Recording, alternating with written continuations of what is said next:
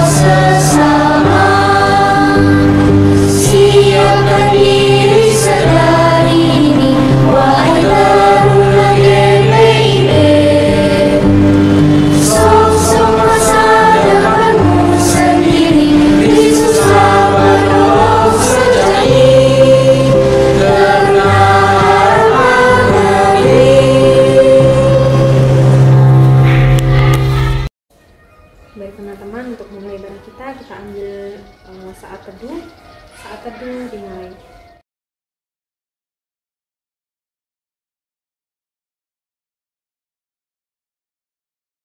Saat teduh selesai. Baik teman-teman, kita akan membuka ibadah kita angkat pujian kita dari Kidung Jemaat nomor 17, Tuhan Allah Hadir.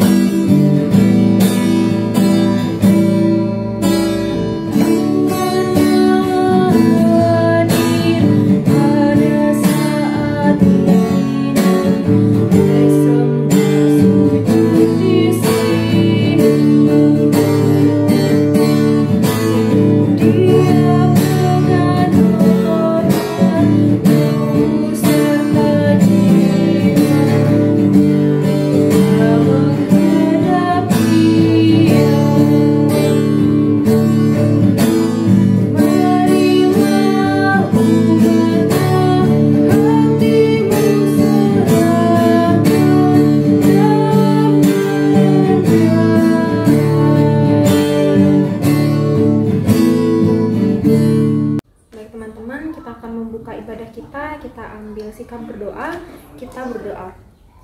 Allah Bapa yang bertata di dalam kerajaan surga, terima kasih Tuhan atas penyertaan Tuhan di sepanjang kehidupan kami. Saat ini kami sudah berkumpul bersama ya Tuhan untuk memuji membesarkan nama Tuhan. Sebelum kami memulai ibadah kami ini ya Tuhan, kiranya Engkau memberikan hikmat-Mu kepada kami agar ketika kami mengikuti ibadah kami ini, kami dapat menerapkan nantinya apa yang kami dapat dalam ibadah kami ini, dalam kehidupan kami sehari-hari. Berkati ibadah kami ini ya Tuhan, dari awal pertengahan hingga berakhirnya.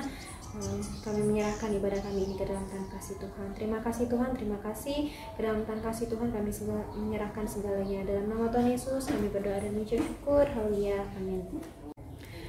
Baik teman-teman, kita masuk dalam nats pujian. Nats pujian kita kali ini terdapat dalam Yesaya pasal yang pertama, ayatnya yang ke-16 sampai 20. Kakak akan membacakan ini untuk kita semua. Yesaya pasal yang pertama ayat 16 sampai 20. Basuhlah, bersihkanlah dirimu.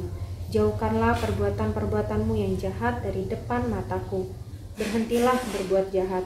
Belajarlah berbuat baik. Usahakanlah keadilan, kendalikanlah orang kejam, belalah hak anak-anak yatim, perjuangkanlah perkara janda-janda. Marilah, baiklah kita berperkara. Firman Tuhan, sekalipun dosamu merah seperti kirmizi, akan menjadi putih seperti salju. Sekalipun berwarna merah seperti kain kesumba, akan menjadi putih seperti bulu domba. Jika kamu menurut dan mau mendengar, maka kamu akan memakan hasil baik dari negeri itu. Tetapi jika kamu melawan dan memberontak, maka kamu akan dimakan oleh pedang. Sungguh Tuhan yang mengucapkannya. Demikian nats pujian kita. Kita angkat pujian kita lagi dari Gita Bakti 62, ayat yang pertama. Siapa yang berpegang?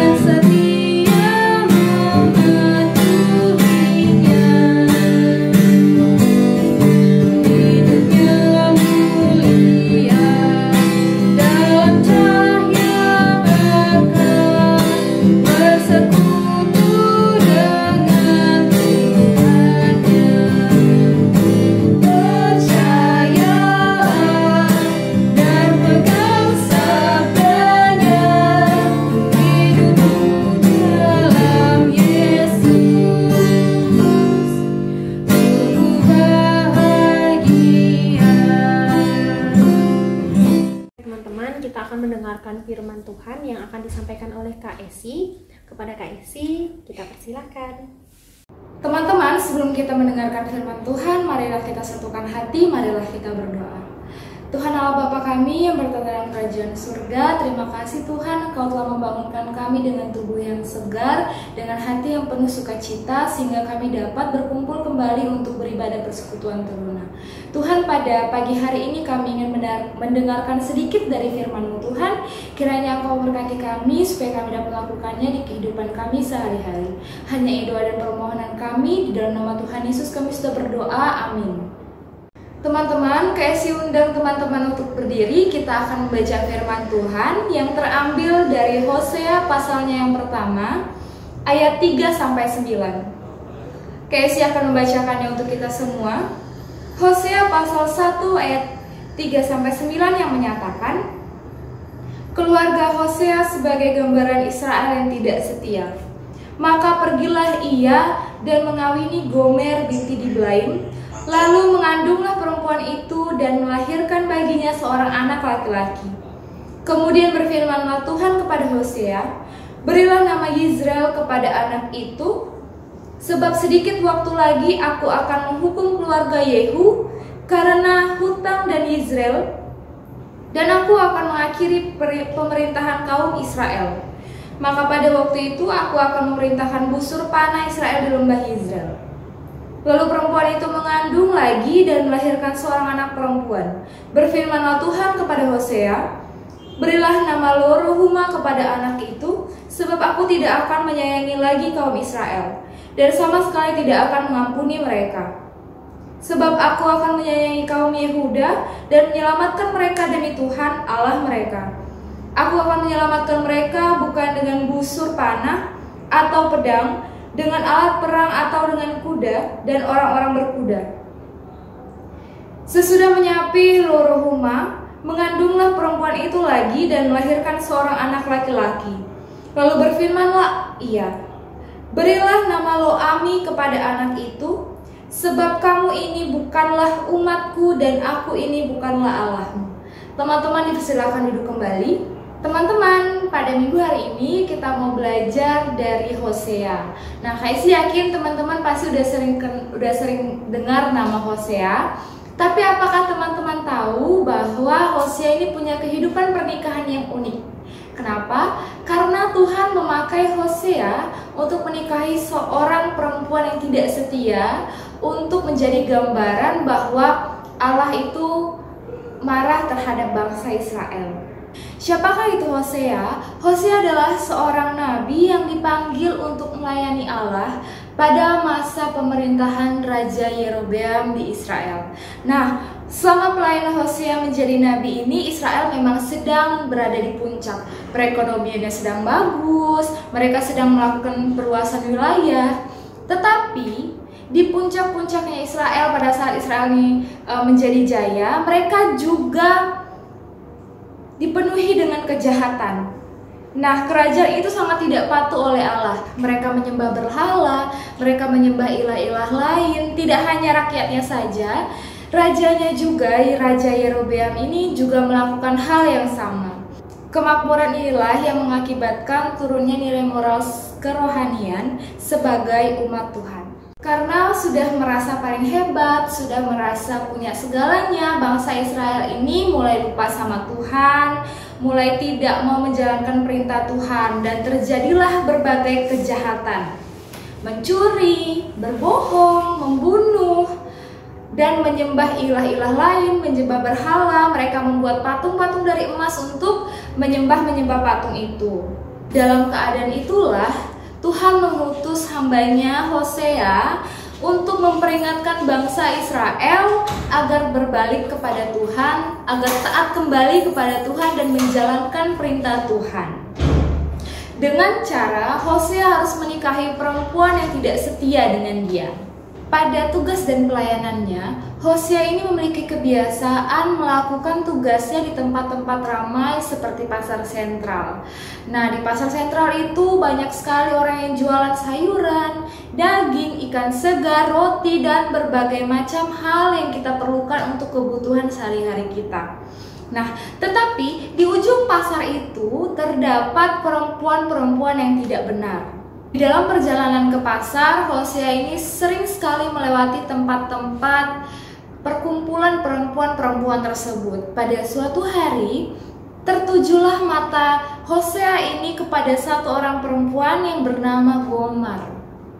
Di setiap perjalanan Hosea ini menuju ke pasar itu, Hosea tidak lupa memperhatikan Gomar. Nah, pada suatu hari timbullah rasa Hosea ini ingin menikahi Gomar, ingin menjadikan Gomar ini sebagai ibu dari anak-anaknya dan ibu rumah tangga yang baik untuknya. Suatu hari Tuhan berkata kepadanya supaya ia menikahi Gomar. Tanpa pikir panjang, Hosea langsung mengiyakan apa yang Tuhan perintahkan untuknya. Nah, pikir Hosea ini kan setelah dia menikahi Gomar, dia mau membawa Gomar keluar dari lingkungannya. Hosea mau menjadikan Gomar ini sebagai perempuan yang baik, perempuan yang bisa menjadi contoh untuk anak-anaknya dan ibu rumah tangga yang takut akan Tuhan. Setelah mereka menikah, mengandunglah Gomar seorang anak laki-laki. Kemudian diberi nama Yizreel. Hosea sangat mengasihi Gomar dan Yizreel. Nah, karena Hosea ini seorang hamba Tuhan dan dia diharuskan untuk bepergian dalam waktu yang cukup lama untuk memberitakan firman Tuhan. Tidak lama setelah Yizreel lahir, kemudian Gomar mengandung lagi. Hosea mulai berpikir dan mempertanyakan di dalam hatinya mengenai kehamilan istrinya. Tetapi karena Hosea mengasihi istrinya, Hosea tidak pernah mempertanyakan pertanyaan tentang kehamilan Gomar. Kemudian lahirlah anak kedua dari mereka yang diberi nama Lo-Ruhuma, anak perempuan dari mereka.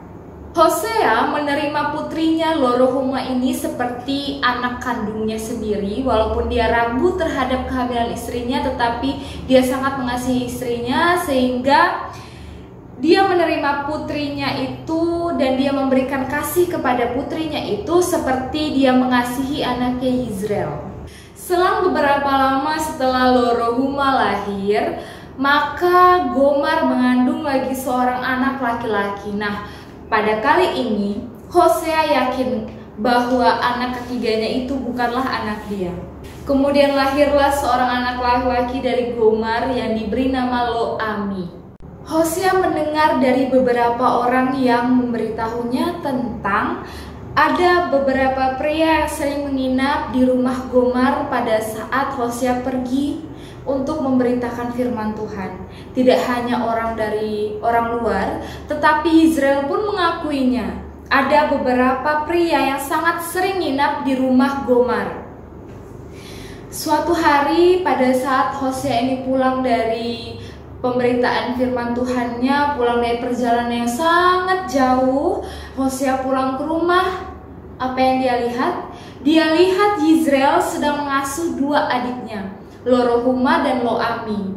Setelah itu dia masuk ke dalam rumah, dia mencari Gomar istrinya, tetapi sudah tidak ada. Yang ada hanyalah surat yang bertuliskan selamat tinggal. Rupanya Gomar ini udah pergi sama laki-laki yang lebih kaya daripada Hosea. Gomar sudah tidak peduli sama anak-anaknya, sudah tidak peduli lagi sama Hosea. Dia lebih memilih laki-laki yang lebih kaya, yang lebih mampu daripada Hosea. Tetapi itu tidak berlangsung lama. Dia dibuang oleh pria kaya itu, lalu dipungut lagi oleh pria lain, dan begitu seterusnya sampailah dia bertemu dengan satu pria yang benar-benar miskin, benar-benar tidak mampu menghidupi dia, tidak mampu untuk membelikan dia baju, tidak mampu untuk memenuhi kebutuhannya, tidak mampu untuk memberinya makan, sehingga Gomar terlihat lusuh, Gomar terlihat tidak terurus. Suatu saat Hosea ini mendengar kabar itu dan timbullah rasa kasih dari hati Hosea.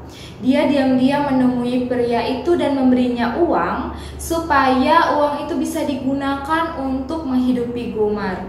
Meskipun Hosea ini dibilangin sama teman-temannya, kamu tuh nggak pantas loh kayak gitu, kamu tuh kenapa sih mau aja kayak gitu, kan Gomar udah ninggalin kamu. Tapi Hosea nggak peduli sama hal-hal itu karena rasa kasih dari Hosea itu lebih besar daripada rasa bencinya terhadap Gomar. Suatu hari Hosea mendengar bahwa laki-laki itu ingin menjual Gomar sebagai budak perempuan dengan cara dilelang. Nah, datanglah Hosea ini ke tempat pelelangan itu. Dia hanya membawa 15 sikal perak dan 1,5 jelai. Hosea berpikir bahwa uang yang dia bawa tidak cukup untuk menebus istrinya. Padahal uang itu dan 1,5 jelai adalah harga yang cukup mahal untuk menebus seorang budak perempuan yang lusuh, tidak terawat.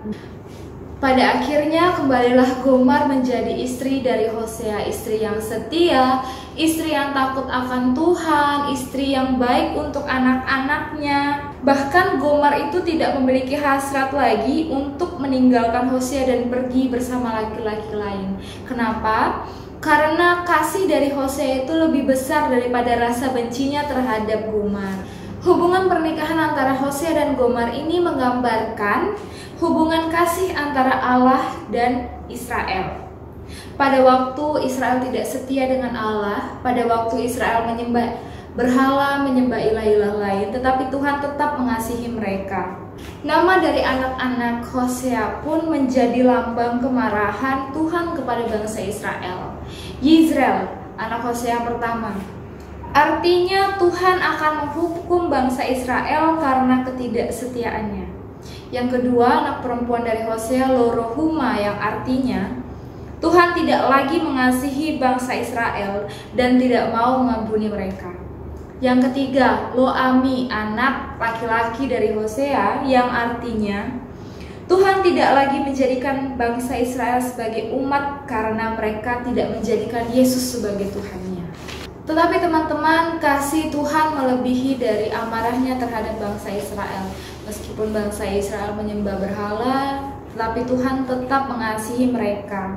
Teman-teman, Tuhan itu tidak suka dikhianati. Tuhan harus selalu diutamakan dalam keadaan apapun. Kita juga harus berlaku taat, harus berlaku setia seperti apa yang Nabi Hosea lakukan. Kita harus bisa memberi diri untuk melayani Tuhan dimanapun kita berada. Kita juga harus berhati-hati di dalam pergaulan, karena di dalam pergaulan itu ada pergaulan yang sehat dan ada juga pergaulan yang menyesatkan. Kita harus pandai pilah-pilah teman yang baik diikuti, teman yang jahat jangan diikuti. Teman-teman, pada tanggal 2 Mei hari ini kita memperingati sebagai Hari Pendidikan Nasional. Tujuan dari pendidikan sendiri adalah supaya kita tahu mana yang benar dan mana yang salah. Menjadi orang Kristen yang berpendidikan tidak hanya tahu tentang mana yang baik dan mana yang salah, tetapi juga teman-teman harus tahu bahwa kasih Tuhan terhadap teman-teman itu nyata adanya. Seperti yang tertulis di dalam Amsal pasal 1 ayat yang ke-7, takut akan Tuhan adalah permulaan pengetahuan, tetapi orang bodoh menghina hikmat dan didikan. Jadilah penerus bangsa yang takut akan Tuhan, taat dan setia kepada firman-Nya, dan mau melakukan firman Tuhan dimanapun teman-teman berada. Amin. Tuhan Yesus memberkati. Untuk merespon firman Tuhan, kita angkat pujian kita dari Gita Bakti 69, Kumulai dari Diri Sendiri.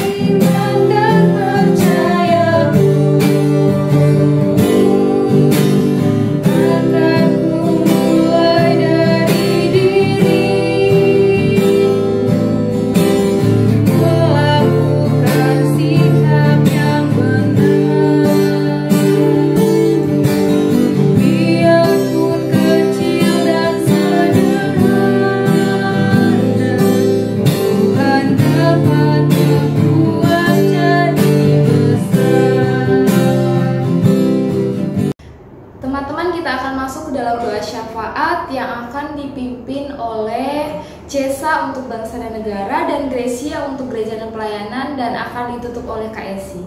Marilah kita berdoa. Tuhan Yesus, berkatilah bangsa Indonesia menjadi bangsa yang maju, kuat dan sejahtera. Berkatilah Bapak Presiden, Wakil Presiden, dan para menteri, serta seluruh aparat pemerintah. Beri mereka hikmat dan kebijaksanaan yang dari Tuhan, agar mereka dapat membangun negara kami. Bimbing mereka agar dapat menerapkan aturan-aturan yang baik demi kemakmuran dan kesejahteraan rakyat Indonesia, serta untuk kemuliaan nama-Mu. Kami berdoa untuk pemerintah agar dapat menyelesaikan konflik atau masalah sosial, politik, dan ekonomi. Tuhan, kami juga berdoa untuk masalah virus COVID-19 yang melanda. Kiranya Tuhan Yesus membentengi dan memelihara kami agar terhindar dari COVID-19. Dan Tuhan Yesus memulihkan bangsa kami. Inilah doa kami, dalam nama Tuhan Yesus kami berdoa. Ya Tuhan, kami mohon supaya gereja yang kami pijak saat ini beserta gereja lain turut mendapatkan jiwa-jiwa yang baru. Dan kami mohon supaya semua pelayanan-Mu dan jemaat-Mu senantiasa Kau berikan kekuatan supaya bisa memberikan pelayanan yang terbaik untuk-Mu. Dalam nama Tuhan Yesus, inilah doa kami. Tuhan Yesus, kami juga ingin berdoa. Terima kasih Bapa atas firman-Mu yang telah kami dengar Tuhan. Kiranya kami dapat belajar dari Nabi Hosea Tuhan, yang taat kepadamu, yang mengasihi-Mu Tuhan, dan dapat melakukannya di kehidupan kami sehari-hari.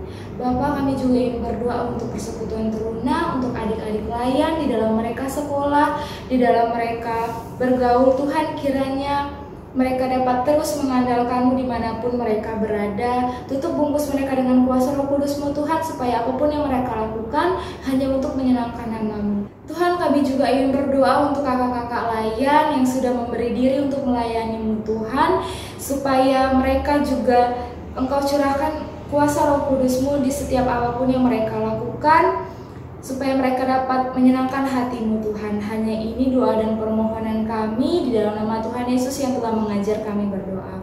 Bapa kami yang ada di sorga, dikuduskanlah nama-Mu, Datanglah kerajaan-Mu, jadilah kehendak-Mu di bumi seperti di surga. Berikanlah kami pada hari ini makanan kami yang secukupnya, dan ampunilah kami akan kesalahan kami, seperti kami juga mengampuni orang yang bersalah kepada kami. Dan janganlah membawa kami ke dalam pencobaan, tetapi lepaskanlah kami daripada yang jahat. Karena Engkau yang punya kerajaan dan kuasa dan kemuliaan sampai selama-lamanya. Amin. Kita akan memberikan persembahan. Bagi teman-teman yang mau memberikan persembahan, boleh persembahannya dimasukin ke dalam amplop, ditulis nama dan pelkat, kemudian nanti hari Minggu boleh dititipkan ke orang tuanya masing-masing untuk dimasukin ke dalam kotak persembahan. Baik teman-teman, marilah memberi persembahan kepada Tuhan sambil mengingat nats Alkitab dari 2 Korintus 8 ayat 12 yang menyatakan, "Sebab jika kamu rela untuk memberi, maka pemberianmu akan diterima. Kalau pemberianmu itu berdasarkan apa yang ada padamu, bukan berdasarkan apa yang tidak ada padamu." Kita angkat pujian kita dari Gita Bakti 84 ayat yang kedua. Inilah ungkapan syukur.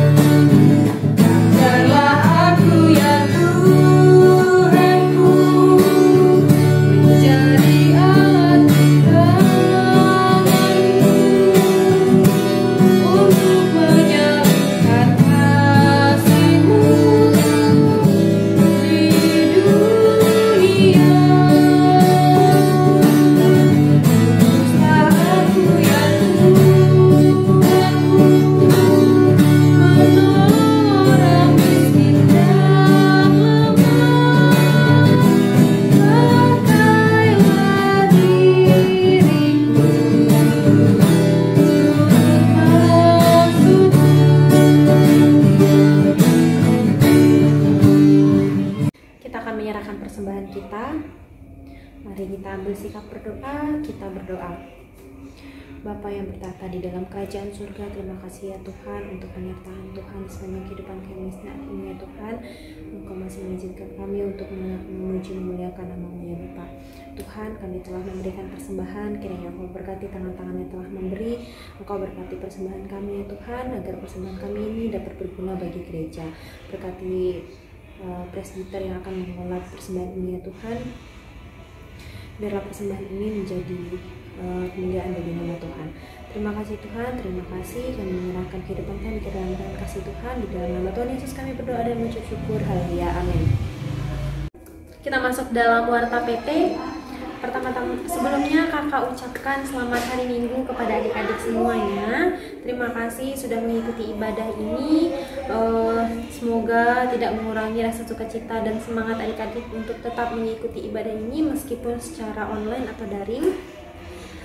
Kita doakan sama-sama semoga pandemi ini dapat cepat berakhir dan kita dapat mengikuti ibadah IHAM PT seperti biasanya secara offline.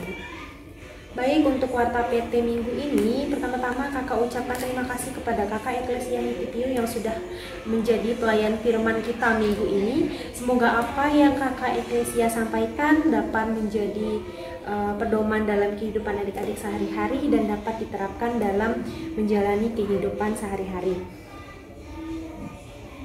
Warta PT selanjutnya, kakak juga mau mengucapkan selamat ulang tahun kepada adik-adik IHAM PT yang berulang tahun dari tanggal 2 Mei sampai 8 Mei 2021. Umur panjang ada di tangan kanannya, di tangan kirinya kekayaan dan kehormatan. Amsal 3 ayat 16.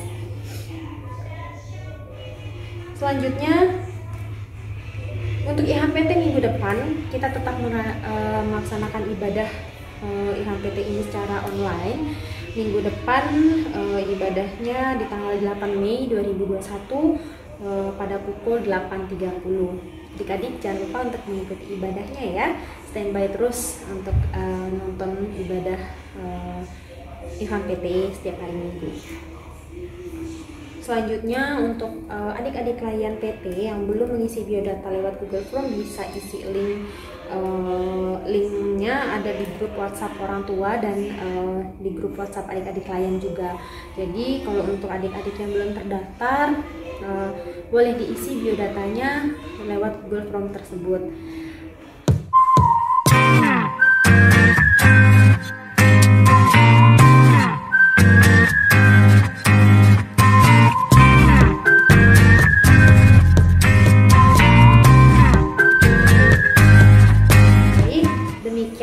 KPT, kakak ucapkan terima kasih sekali lagi kepada adik-adik karena sudah mengikuti ibadah IHMPT ini. Kita akan menutup ibadah kita angkat pujian kita dari Pelengkap Kidung Jemaat 239, ayatnya yang kedua, sejak Yesus di hatiku.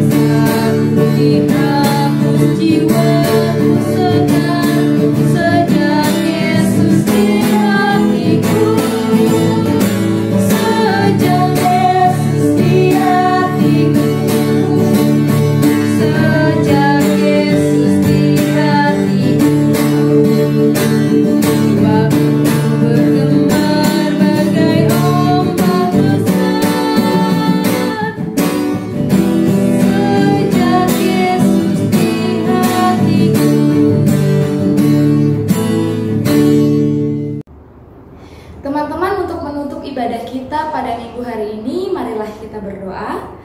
Tuhan Yesus, kami kembali datang padamu Tuhan. Terima kasih Bapa atas penyertaan-Mu pada minggu hari ini. Kami telah menjalankan ibadah dari awal, pertengahan, hingga akhirnya Tuhan.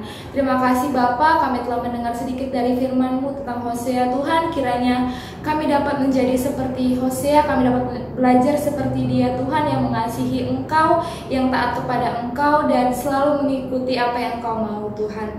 Sekarang kami akan kembali melakukan aktivitas kami masing-masing. Engkau berkati kami, sertai kami Tuhan. Di dalam nama Tuhan Yesus, kami sudah berdoa dan mengucap syukur. Haleluya, amin.